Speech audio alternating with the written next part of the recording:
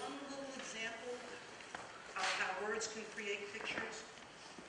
Have you ever seen a picture of a person who looks a little gross? Yeah, you have, haven't you? And you sort of cringe a little bit, you go, yuck.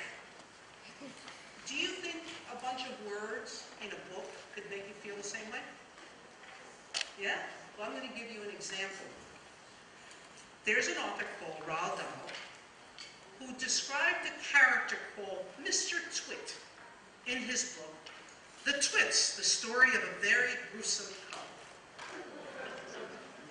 And this is what Mr. Dahl's words were. Mr. Dahl said, if you look closer still, now hold your noses, ladies and gentlemen.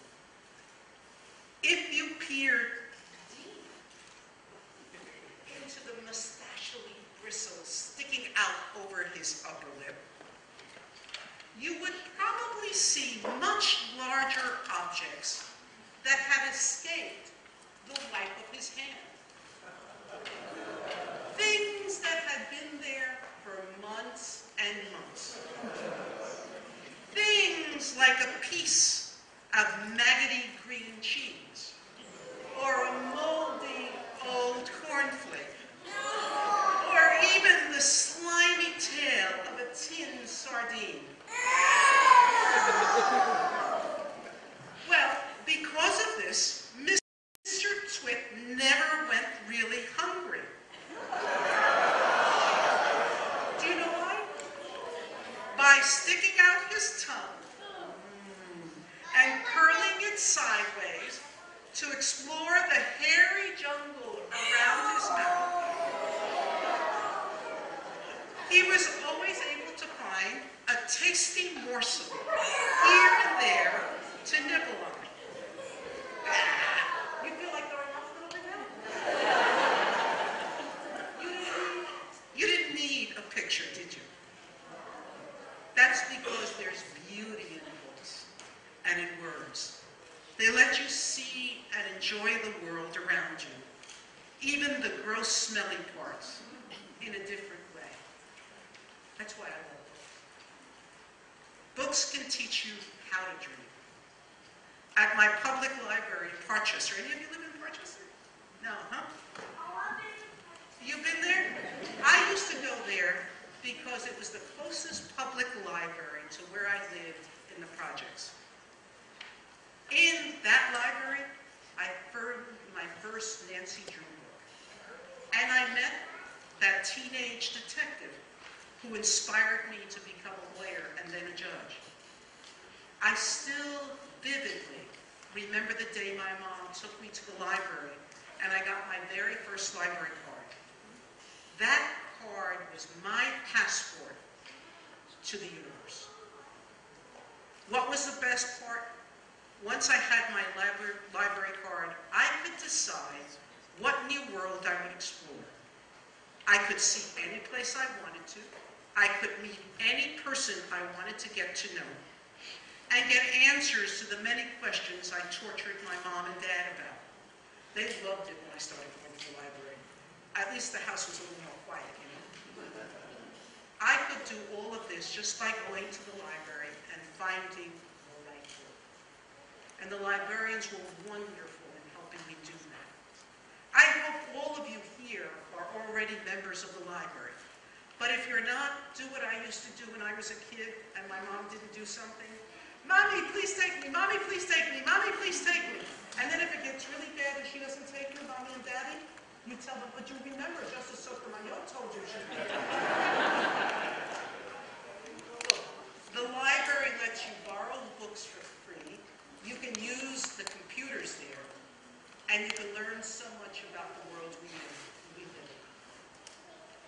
I also hope that you will take the time when you're there to learn how to love reading.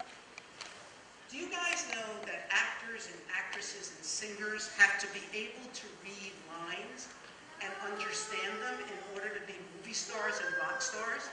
Did all of you see Sonia Manzano with her little cards? She can't do what she does without being able to read, even on Sesame Street. Do you know that famous sports athletes, you think you just get on the court and you play basketball or you throw a baseball and that it just comes natural? Talent ain't natural. Talent's worked at. And each one of those players has to read playbooks. And the real big superstars are the best readers of the playbooks because they know what they're supposed to do and when they're supposed to do it. Now, do you have any idea how much of my job involves reading? All I do day in and day out is read and write. And I actually love it. Yeah, I'm reading right now. Do you think I can memorize a speech this slow? It's really hard to do. So I have to read some of it. Books can help you become anything you want to be. And sometimes, like with me, books can help you discover what it is you want to be. When I was a child, I dreamt of becoming a lawyer and a judge.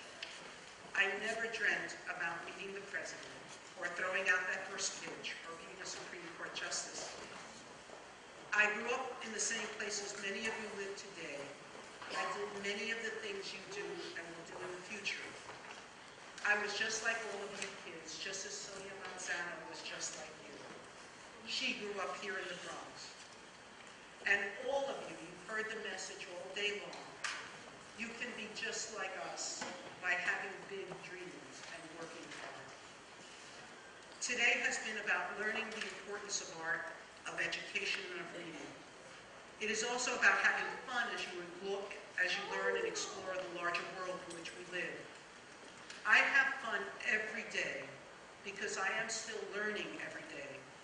And I'm still dreaming big for you and for me. Sonia, do you know that I still dream about visiting Big Bird and Abbey Kadabi? I still want to do that. Thank you for being here, you guys. Thank you for creating this very special day for me. I had a lot of fun, and I hope you will invite me back. I hope more than anything that not too long in the future, just as I sat there listening to Miranda speak to you, that I'm going to be sitting in the audience back there somewhere, and I'm going to be hearing every one of you giving a speech about the dreams you reached. That's what life is. So, they're going to kick you off the stage because we're in for a real treat. You're going to hear the most wonderful jazz musician in the world, Arturo O'Farrill, and his Afro-Latin Jazz Orchestra.